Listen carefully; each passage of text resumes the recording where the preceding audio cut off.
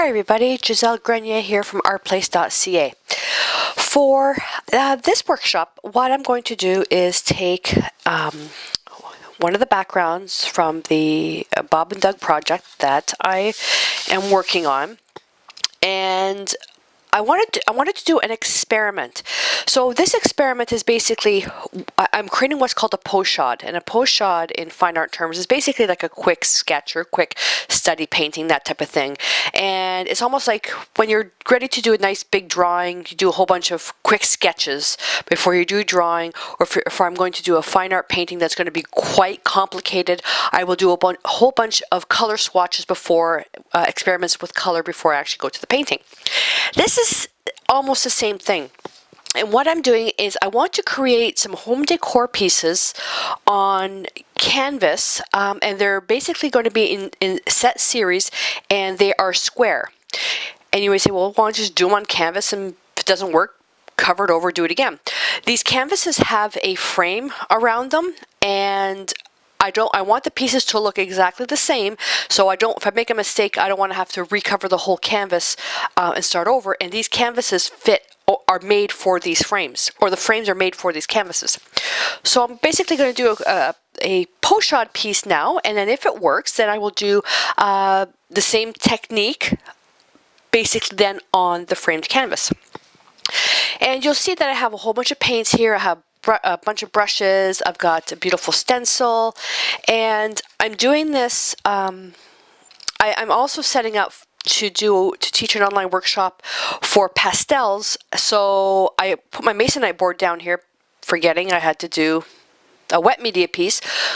So pretty simple. You don't have to change your whole table. You can just either lay a tablecloth down, a vinyl tablecloth. I just put my gray palette paper down, which is totally fine. This is bugging me, so instead of just getting all stressed out, I'm just going to tape it down. Easy peasy. Okay, so with the video, at the end of the credits, you'll see the video number that the video you can watch in order to create this background the way that I did it. And what I want to do is take this beautiful stencil from decor, which is basically a tree. Okay, and I want to do it on here. And my idea is it's going to be 3 pieces that are going to be with the same stencil with different backgrounds, and it's a home decor piece. So this particular pochade is basically to work on the contrasting colors. And I like the circles that I did here, and you can do these either with alcohol or fixative. There's a bunch of different ways that you can do this, so you'll have to check that video out. My idea is to basically lay the stencil on top, and basically we're painting the background. Okay, we're not painting the tree, we're painting the background. So I need to work with contrasting colors. So I've got purple, orange, and red. My first thing was thinking about was just doing red. I thought, oh, well, that might get lost, and orange, who knows. I love purple. I love purple, and I am going to work with purple. So why not do all 3? Okay, because the stencil has so many different areas, you could really practice in painting some areas. And for one particular section, I'm using the Americana multi-surface satin, because the area that these pieces could possibly go in might have a little bit of humidity, and these paints are perfect for that. With this, I'm also going to take a glamour dust in a similar hue. Similar hue, similar value, okay? Almost the same, which will lay some glitter on top and not really change the color properties of this paint. Okay, so I'm not going to use all the colors, but basically just I have these ones out here, and I've got my palette paper. Palette paper comes in a nice big pad, and all I do is I just flip it over. I'm running out of the gray stuff, so I'm just going to use the white. I've got my brush basin filled with water, and for brushes, I've got a bunch of different little things here. I've got a brush for dry brushing. I've got one of my favorite soft grip brushes, which is a long brush with long bristles. It's my workhorse. You can see how dirty it is. And I've got a funky pouncer, and it's got these little plastic pieces here. This is kind of cool. Okay, I want to experiment to see what kind of things this can do. I've got a shaper. Now the shaper, I use this for pottery, drawing, oils, especially for oils and acrylics where I want to push the paint back into certain corners. I probably won't need this for this, but I'm reserving the right to use it. And then I've got my Mr. Big brush. And it's a big brush with these really long bristles, and they're great for washes. I may need it, may not. I don't know yet. But I have these brushes out. Paper towel, Clorox wipes as well. So I believe we're ready to get going. All right, so the first thing I'm going to do is, where do I want to lay this stencil? Okay, so you can see the stencil here, like this. The paper's smaller. I am going to be using a full-size canvas for these, but I'm just using my journal pages because it's, I have the background. So, do I want more sky showing or do I want more tree showing? I want more sky showing, so I'm going to go right to the end. And the stencil actually has a border on it, so it'll make a nice framed border. For this, it doesn't matter. Okay, but even if your piece was smaller and your border didn't fit on one side, a frame takes up about 1/4 inch anyways. But if you are putting this on a gallery style frame where the canvas wraps right around the frame, and you're using that by itself on the wall, then what to do is, when you're doing this, bring the stencil out to the end so the paint goes right to the very edge. And then for something like this, here doesn't matter. Then when you get to this part, you can even probably temporarily, you can cut the piece of the stencil out, and then if you need to put it back, just put masking tape to fill it in. Okay, but these are a nice size. So I'm going to put it right about here, and it is hard to see. Okay, I'm going to put it right about there, and because I want to see more of the sky. All right, so let's get this out of the way. Oh, and I've got this is a nice brush for doing some scrubbing, and I've got my brush cleaner. Now these are really important. I don't use these for the fine art brushes because it can damage them, but brushes like for the scrubby brush, I'll put a little bit of Winning Colors or 1001 stain remover, that's a new name of it, on the brush with some water, and I will scrub, and that'll clean the brush. As well with this, you can clean it this way. Okay, I end up having to use that a lot when I do pieces like this that are more creative, and you spend so much time creating and you tend to forget about doing brush maintenance. Let's start with the purple first. Now, I don't know how these paints are going to work with this background that's already there because of the stencil and because of the opacity feature. So thinking now, what's going to be a good paint for this? The background is dark. A light color would be pretty neat, but do you want something intense? Something in the middle, or just something more opaque? And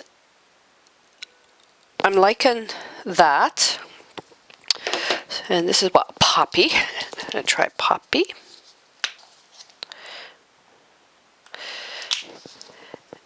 And this one was Lavender Fields. I'll put those ones away. The pink would be really pretty. That's really, really intense though. And for the reds,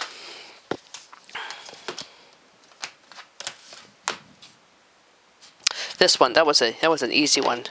Lipstick. And shake that puppy up.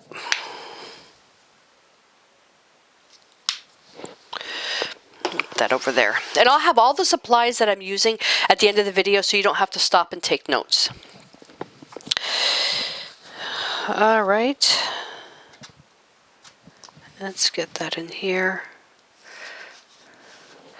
Go to the very edge. We'll just leave a little bit of an edge here. And again, I don't care about the border that's here because typically if it was framed you'd have that 1/4 inch, but if you weren't going to you're going to do it on a gallery frame, just cut the stencil, or you can actually just move the stencil up a little bit or just kind of fill it in. I'm going to use my nice little scrubby. This is a 5/8 clear choice, just a little dry brush. And I'm just going to go in, load the brush really well.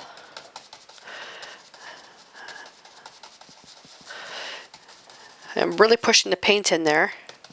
Okay. And I'm figuring I want to start with the dark at the top and work light towards the bottom. So I'm going to, this is the lighter color. So I'm just going to, oh, this is interesting, this look. And I'm just going to use circle strokes. This actually may work out really well. Oh, and I should have taped the stencil down, but Joe stole my masking tape. Wonder what that's going to look like. One thing, now, to me it doesn't matter, but if you're a stickler for keeping your stencils cleaned, if you use a multi-surface satin, you really should clean your stencils after every use, right away, because it sticks. Like, it's a really strong paint, and it will adhere to your stencil. For me, it doesn't matter.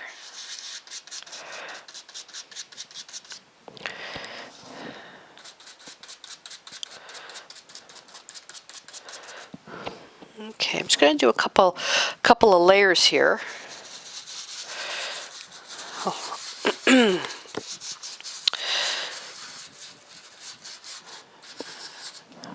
All right, I'll put that aside. I'll just get another brush, and now I'll go into orange. And the orange I'll just do right in here. Ooh, that's pretty. Now you notice I didn't quite wipe the brush as much as the other ones, and it's a lot more intense. See, this one here, I just went from here to here. This one I went from here to here to here to here, really scrub it out. This I didn't remove most of the paint, and it really, really give a real intense flavor. Whoops.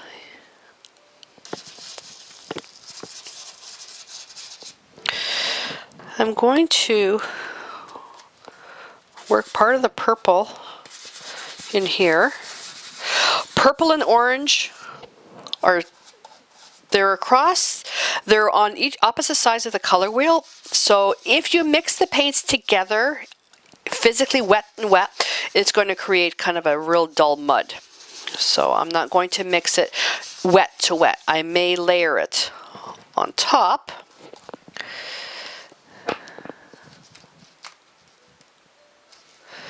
Where are we next? Oh, here.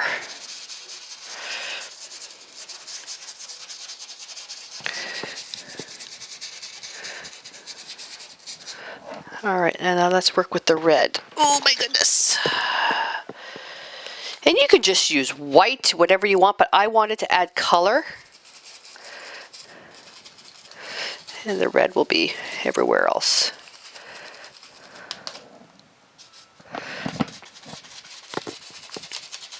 The red is nice and transparent. This is really, really pretty. I like this. Now, if you wanted the red to really stand out and not see anything through here, then what you would do is, first of all, tape your stencil down. And you would go in with white paint first, something very opaque. Let that dry. And if your stencil's taped down, you can leave it taped down, or lift it up and then dry it and reassemble it, and then just put the red on top.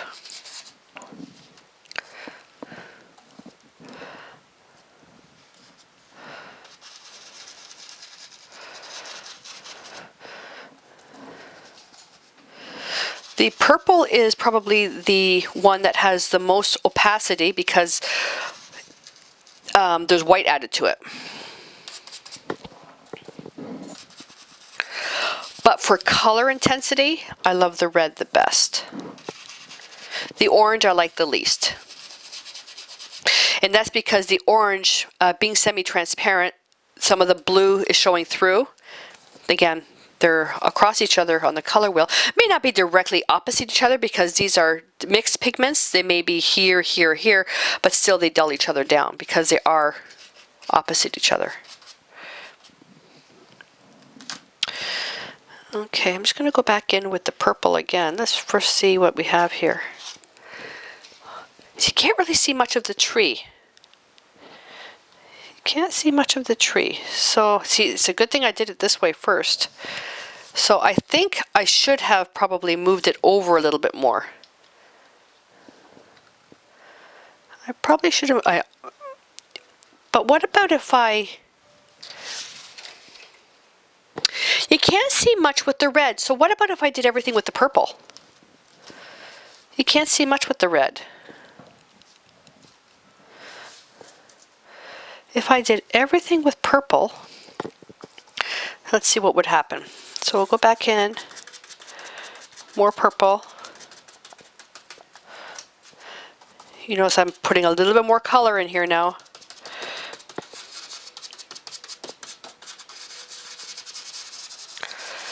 Almost making it solid, right over the orange. Now I should have let this dry, but you have more time than I do.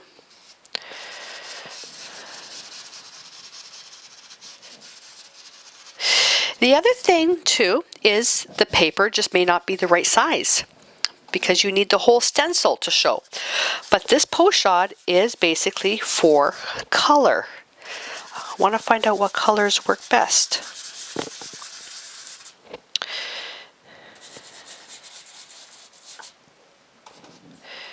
There we go. So you can see where I put the purple where the orange was, it's kind of neutral.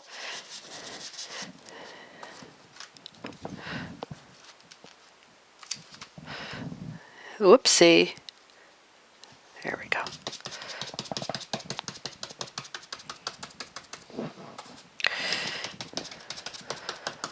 I'm gonna pounce over there. If I pounce too hard, Mia will start to bark. She'll think there's somebody at the door. I put some calming music on for her, which is playing in the background.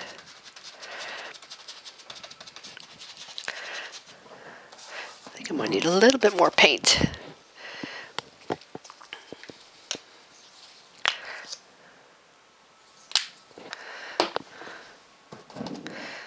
I'm going to go heavy with the paint up here.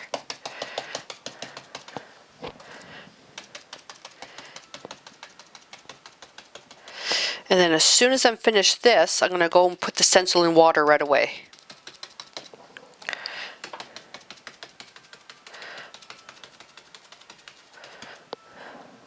See, I moved the stencil here. That's okay. I'm not going to worry about it. Now, can you imagine if I had done this on the canvas? I would be having so many layers of paint. Let's see, do I have any more holes in here?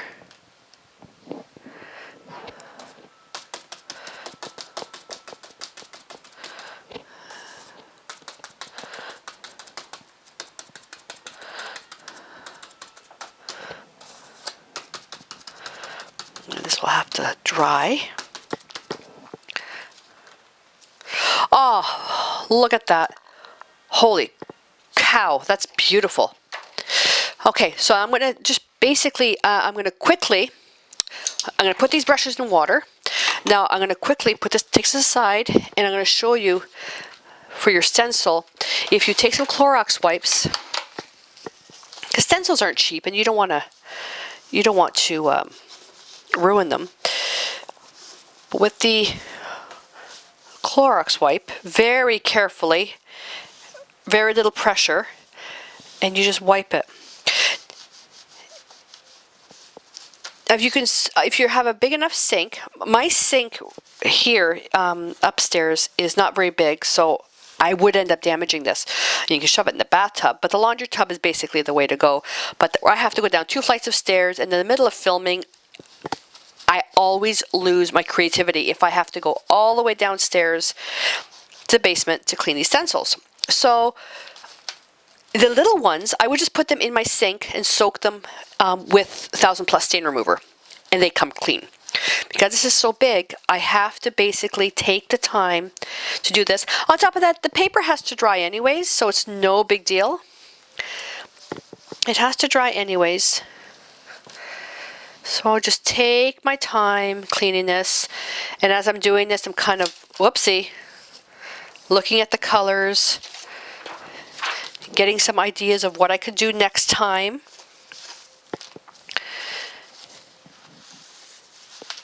Because with the multi-surface satin, I prefer not to use the heat gun on that. I prefer to let it cure naturally. Now on the post shot, I don't care, but on the actual home decor piece, I'm going to let everything dry naturally.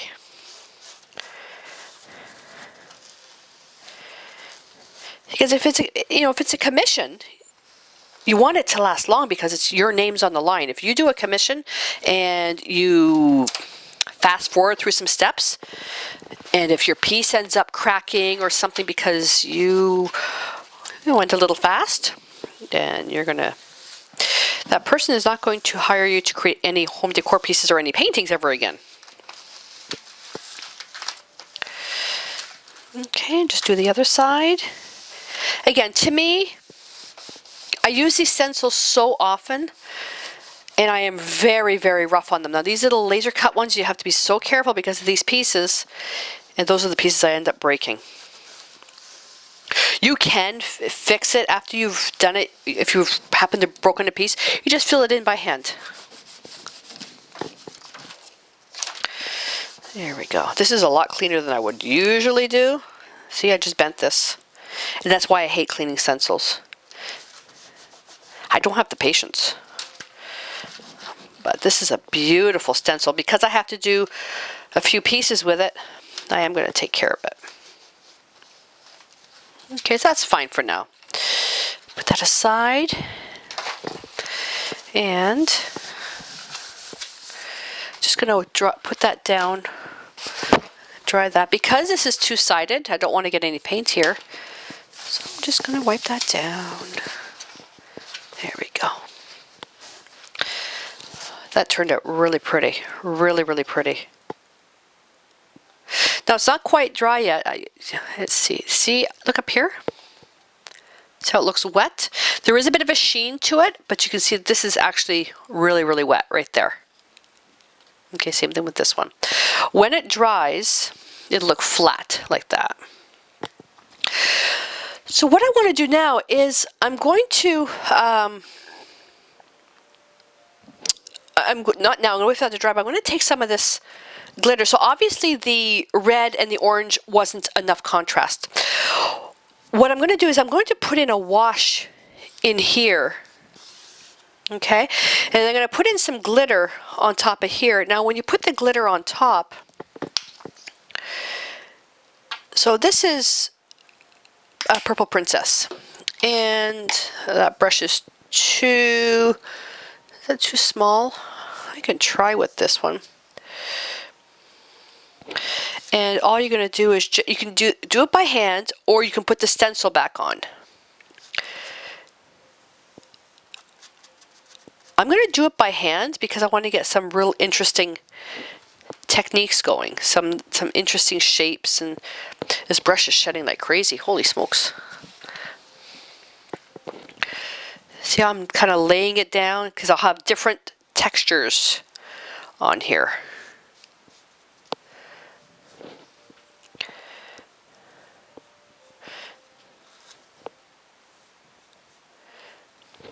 Okay, so we'll see what that does. And just get a little bit more.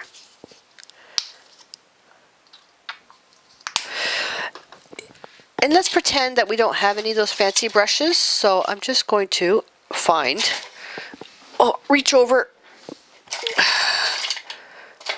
Where's my favorite round brush? Yay. I'm just going to get a round brush. Sizes don't matter of the brushes. Okay, this is a little bit easier than the other one, but the texture is not as great. The other one, there's a lot more texture.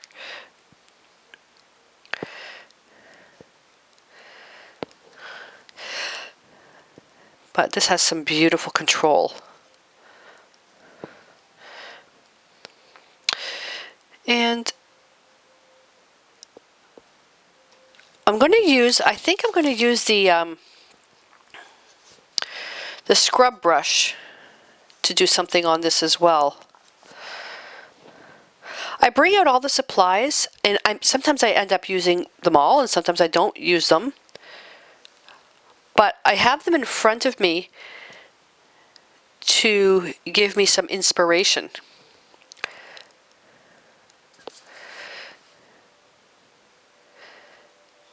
Now, in the my fine art teachings, I would never leave a speckle like that, because your eye goes to, because it's so dark here, your eye just goes right there.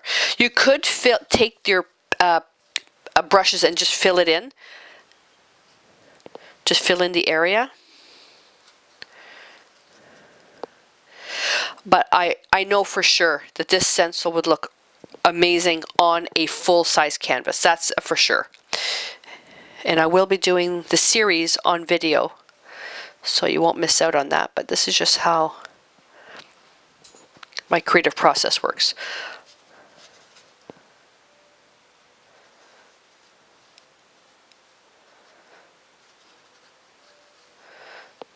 You see, I'm just kind of scrubbing the paint. Oh, I just threw some paint down. Don't do that. There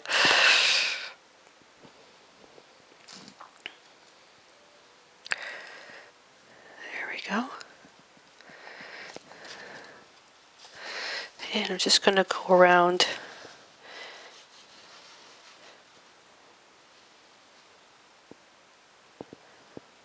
anywhere that I missed.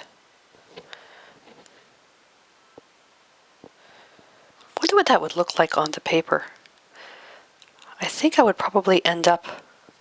I'm just going to leave that little bit on the corner there, just so I can see what this glitter looks like on the black background. Because I came up with an idea, but I don't want to do the whole thing, just in case it doesn't work. I'll use up what's left over on my palette. And then I'll let this dry for about a half an hour. It may dry faster depending on the environment. We'll see what happens. Okay, so I'm going to let this dry. Then we come back, we'll play some more. Okay, I'm going to take a little bit of black and red scarlet, and I thought about doing something else. I was looking at the border and I thought I had an idea. If I take black and red scarlet, I'm not going to get a black. I'm going to get something pretty dark. And if I just go here, touch and pull down, touch and pull down. I'm not going to get a perfectly even border. Now, if I do this on a canvas, I won't need to do this after the fact. I can always just tape. But I wanted to try something. What would happen if I could do some dry brushing on the end? But I need a base to put down. This might be a little light. It's almost like a window. Let me see for a sec. I just gotta stop moving the paper and hope I don't get in the way. Oh, can you hear Mia whining? It's really cold outside. And usually she doesn't have to be quiet when I'm in the studio, but today she does, because I'm doing the video, and she wants to play with the cat. Okay.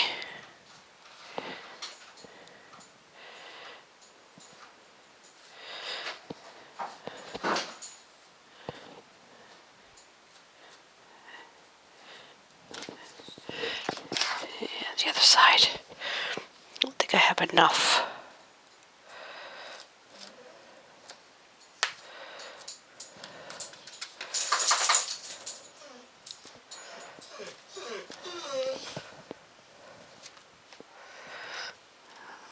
Okay, I'm not going to worry about that. I'll just paint that over.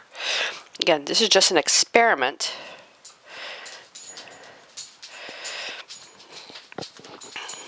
Okay, if I take this and we'll just flip that over. I can still use this for something else once it's dried.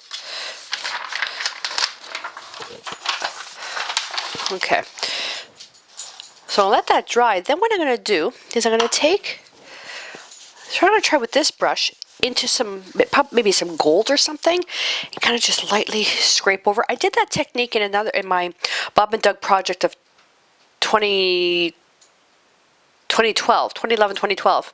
But I did it with a leafing pen, and it really looked pretty. So I thought maybe I'll just try something with this brush and see what I can get by going up and down. And then I'm going to use this funky pouncer and make some splats on the tree. And I also forgot to put some glamour dust right here. I missed a spot. Let's put a little bit in there. Here we go. And I could also use that opportunity just to add a little bit more texture. It doesn't have to be everywhere.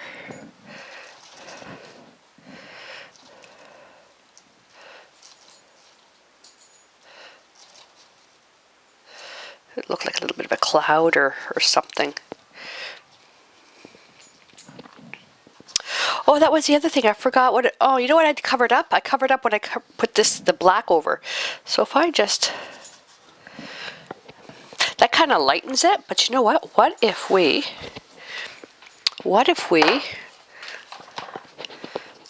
took a black? If we took black, I'll use a different brush.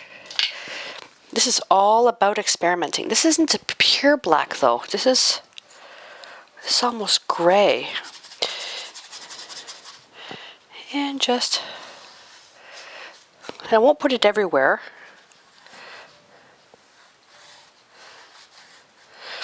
Just add a little bit of sparkle. My granddaughter likes to take all my experiments. She puts them in her room. I tried to get her to paint over my experiments just for her own creativity. But no, Grandma, I like your art.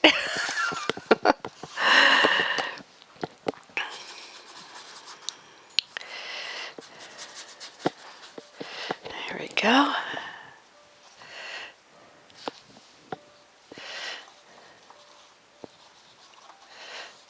I'm a big fan of the TV show What Not to Wear. It's not on air anymore, but every time I do stuff like this, I think pattern, color, texture,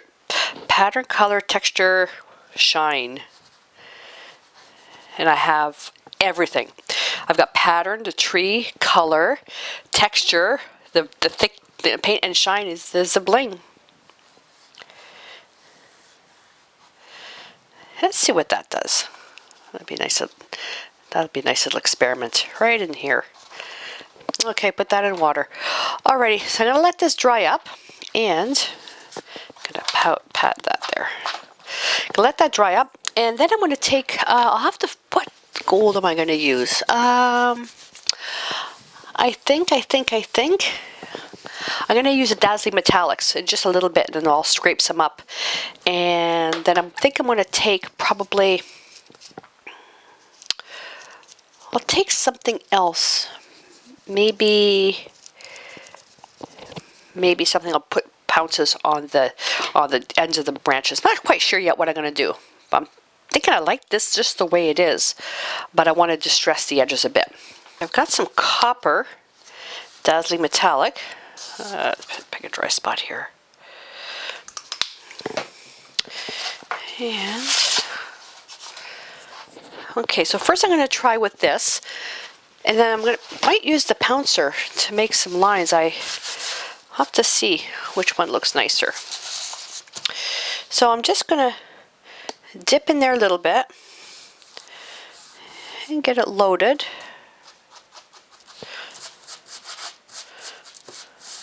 The key to doing this technique is you can't have a lot of paint loaded up.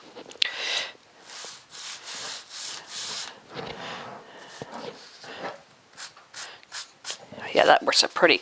Okay, I'm doing it on this side, that way I can just get the right feel. And then just gonna go across. I find it easier going up and down. Here we go. And it makes these really cool lines.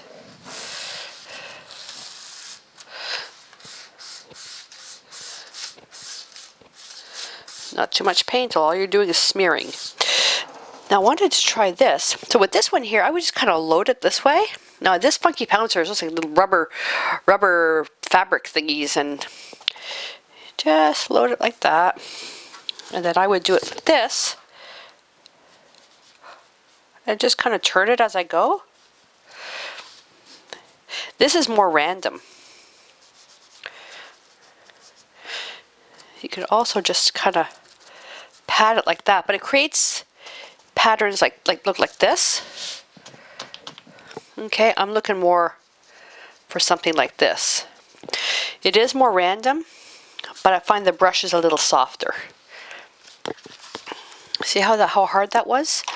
So this is where I prefer the brush. There we go. Creates beautiful, beautiful lines.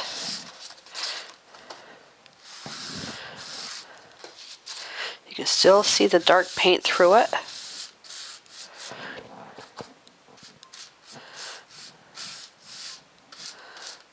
There we go. How cool is that? That's pretty neat. Now with this, I got the heat gun to dry it a little bit before I started. And so the gray, the black, what color is this? Black ice, which looked a little bit gray on the palette. It's not too bad. You can see where I actually applied it. Now you wouldn't be looking at it like this through a frame, you'd be looking at it straight on, but when the light hits it, you get all this different shimmer. So what it looks like it's snowflakes. When doing this on the canvas, so what I'm thinking on the canvas is that I would paint the canvas, paint the canvas black if I wanted the tree to be black. Okay, so paint the canvas black and then put the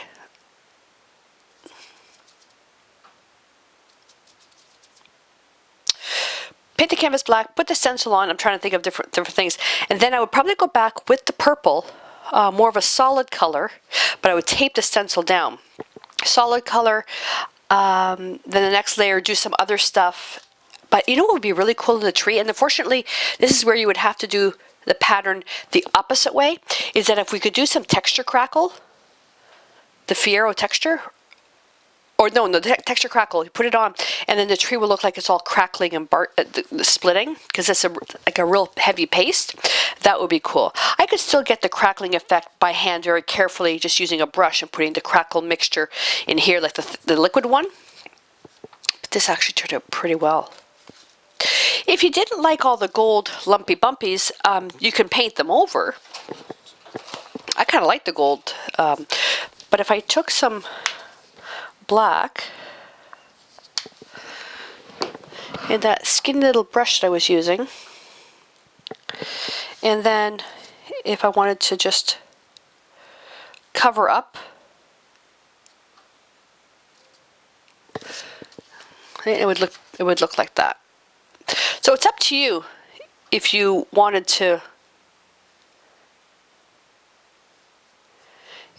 cover up all that extra stuff on the inside, like all those circles. I kind of like it with the circles, but you could use your brush to extend the branches.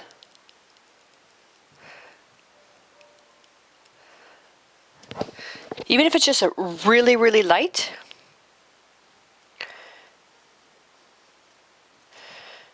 Just to make them a little bit stronger.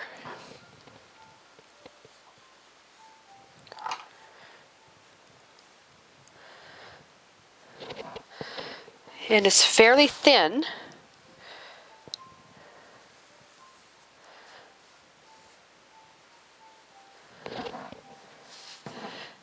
Just accenting where the little doodads stick out.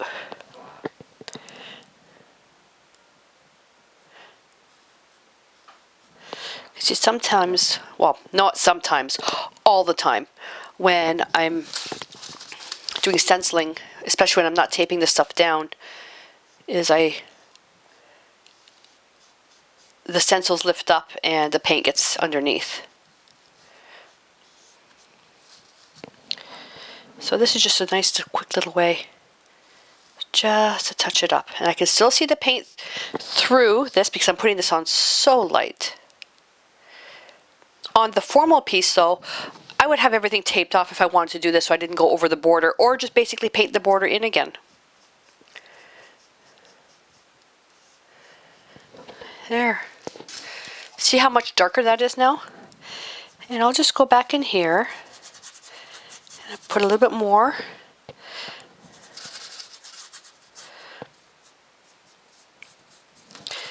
And I'm still going to be able to see a little bit of that, the glamour dust. As long as I put this on quite thin, which is what I am doing.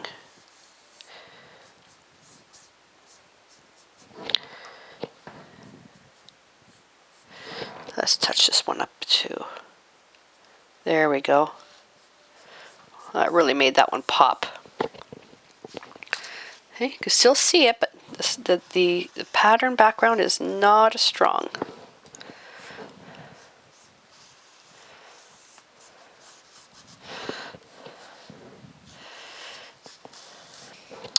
So I can see some of the background here when I was putting the red and orange. That kind of looks cool.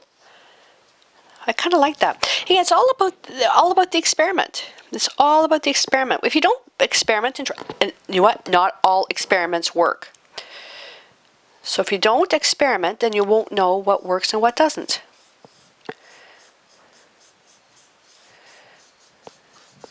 You gotta be able to. You gotta want to take risks. See, now that those circles are becoming a little bit more neutralized, I like it even more. But some people may hate this piece. Some people may love this piece. Some people say, no, don't put black on top.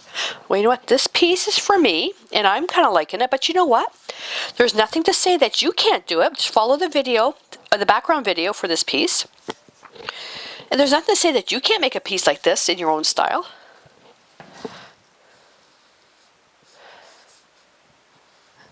Here, look at that. Oh. I really like that. I can't wait to do the actual canvas piece now.